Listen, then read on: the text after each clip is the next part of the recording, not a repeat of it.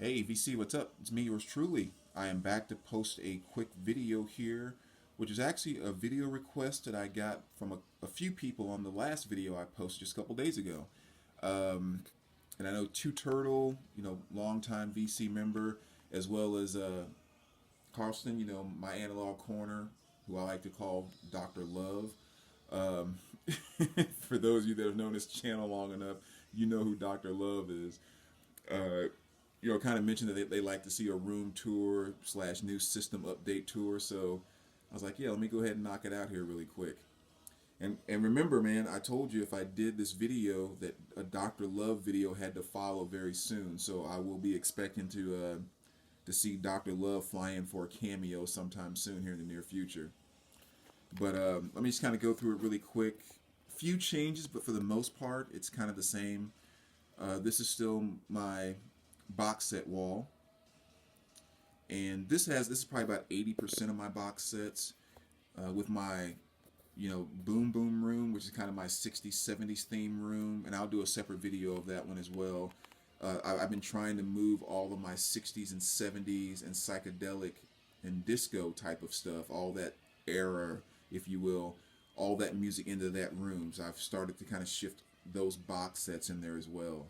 You can see it's still kind of a Hendrix down there and a couple of things, but for the most part, all that stuff's in the other room. So these are the box sets. Down here, that's the Black Sabbath set I've shown before, and a couple other sets that I'm working on. Two Kiss, or the Kiss set and the Rush set that I put together. Then the walls, the shelves up here are kind of the exact same. The last time I showed you, shuffling box sets around, as I want to just kind of change things up a bit. So now that one's right now is dedicated to John Coltrane. So that's the box set wall. And then this container right here, this is as I've been telling you guys about the purge that I'm doing, this is all stuff that was pulled out and that's going out. So again, I'll do a video of that sometime in the near future.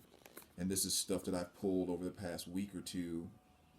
And like I said, it's going to be some good stuff in here too. It's not like it's just junk that I'm pulling out. I mean, like especially a lot of stuff on the table right now. This is all stuff that's in mint condition.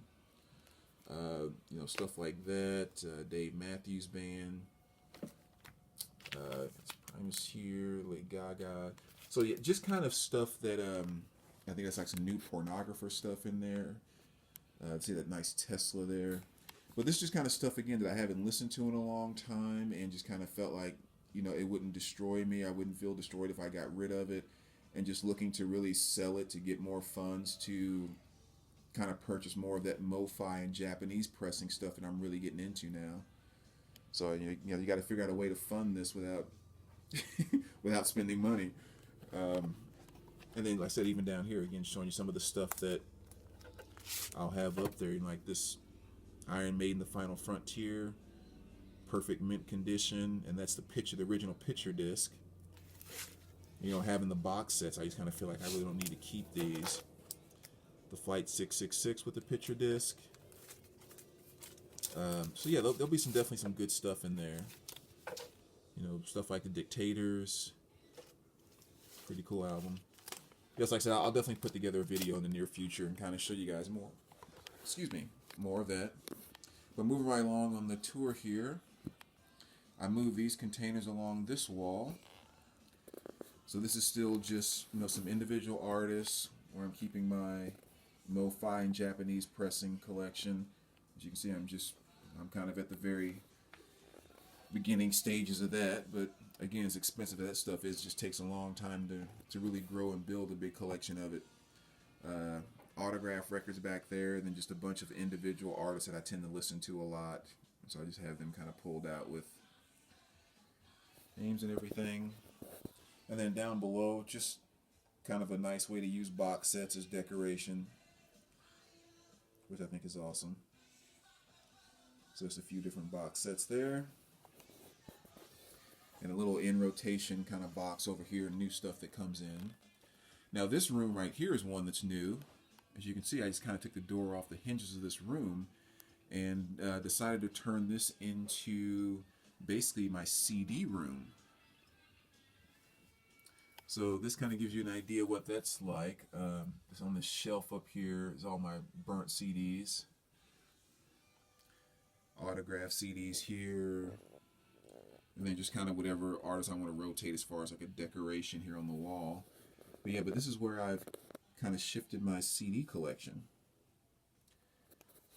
So with the exception of the 60s and 70s stuff that's in the Boom Boom room, I've managed to squeeze all my CDs into kind of one spot. As you can see here.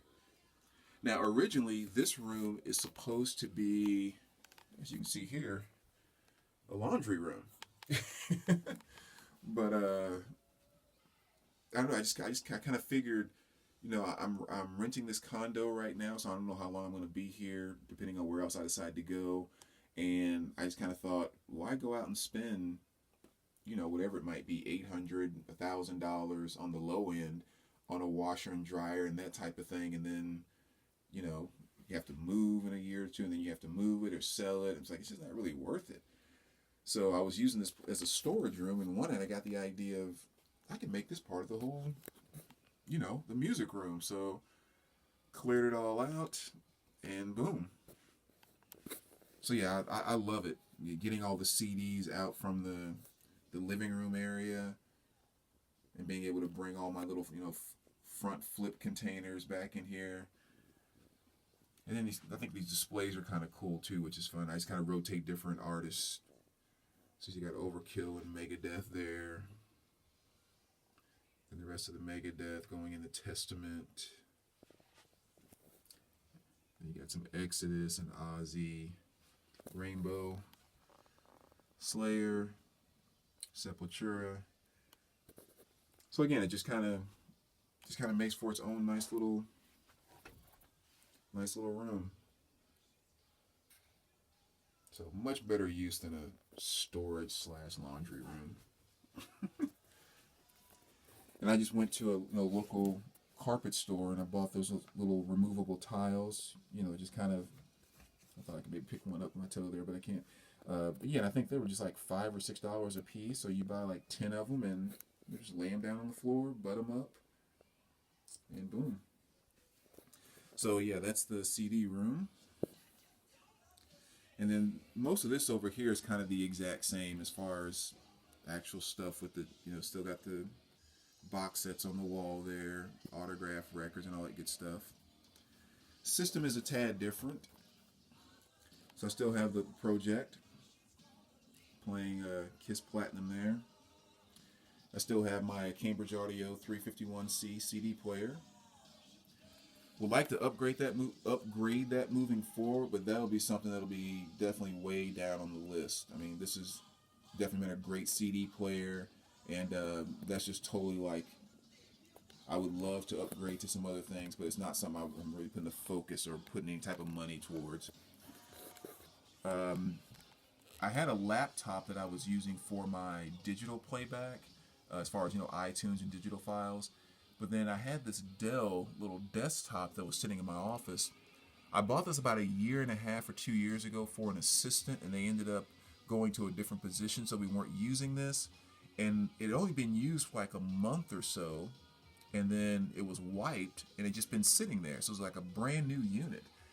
And I just kind of thought, you know, with the size and everything, that just might be a nice way to you know, incorporate my digital music into my system. So that's what I did. I brought it home and transferred all my iTunes stuff over, and, you know, I set up the screen there so I could have, you know, get into it and all of that. But that's what I'm using for my iTunes playback and all of that. Monster surge protection, CD player, same Parasound, phono preamplifier, and the NAD streaming right there. And then this is kind of a new piece down here. I can't see it that well with the light the way it is, but this is the Parasound 2100 preamplifier. So really good preamp. I've been enjoying it so far. I do have a NAD that I picked up as well, just kind of comparing the two, which is also a nice one. But I think overall this is probably the better unit. It has like 7, I think, different inputs as a bypass input. MM or MC cartridge, just a lot of different things. Subwoofer controls, really cool stuff. And then the sub down here, this is a Polk Audio Sub. This is one a friend actually just gave me at work. He just said, hey, I have this, trying to get rid of it if you want it. And I'm like, yeah, sure. And it kind of came in at a perfect time too, because I've been playing around with speakers up here between my BMWs and the Wharfdale 3 or MFM3s that I have. And I did a trade at a store the other day and had enough to pick up these TF700s here, actually. It's a speaker I wasn't very familiar with, but after listening to it in the store, I was I was somewhat impressed by it, or just like the sound. So I picked them up, and I've been trying them out here on the main system, and so far I've been liking them quite a bit. So it's just a nice three-way speaker. I believe it's like an 8-inch sub in there. Like a couple of tweeters, and it's been really kind of neat. So that's what I've been playing right now.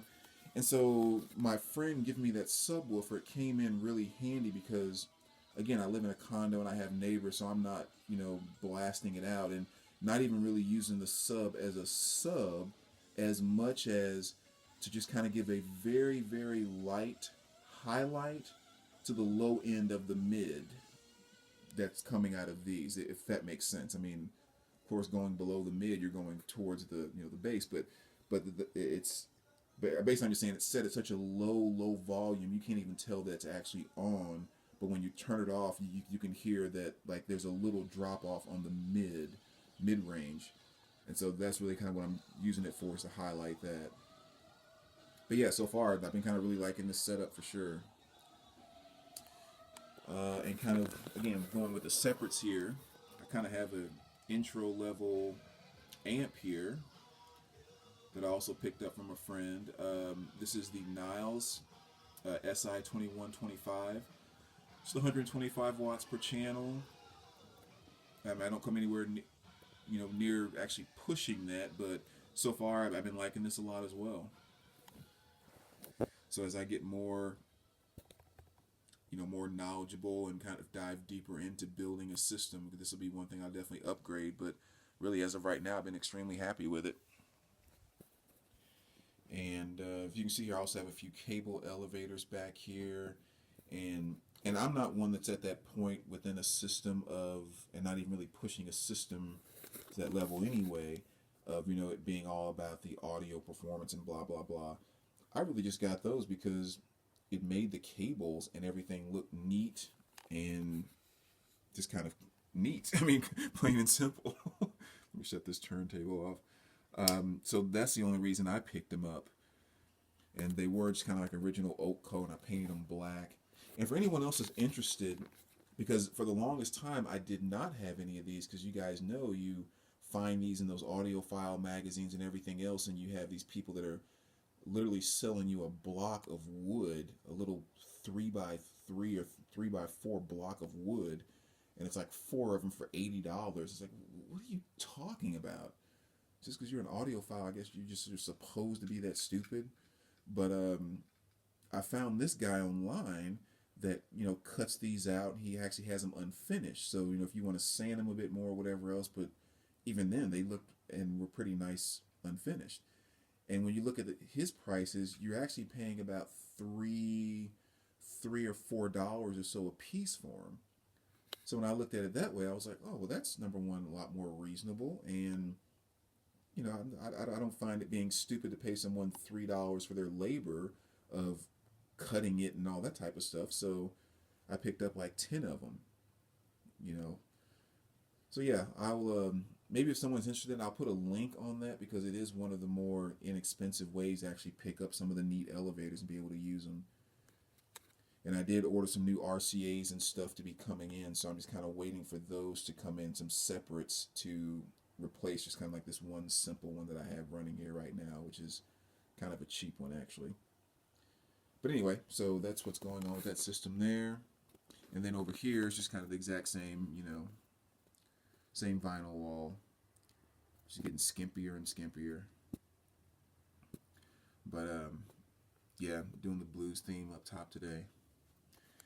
So anyway, there you go, guys. That is a current tour of the current music room and the current system in here. And like I said, I will try to do one for the boom boom room here. Maybe I'll try to do it in a few minutes if I have time here. But yeah, as always, let me know what you guys think, and we will talk to you soon, VC.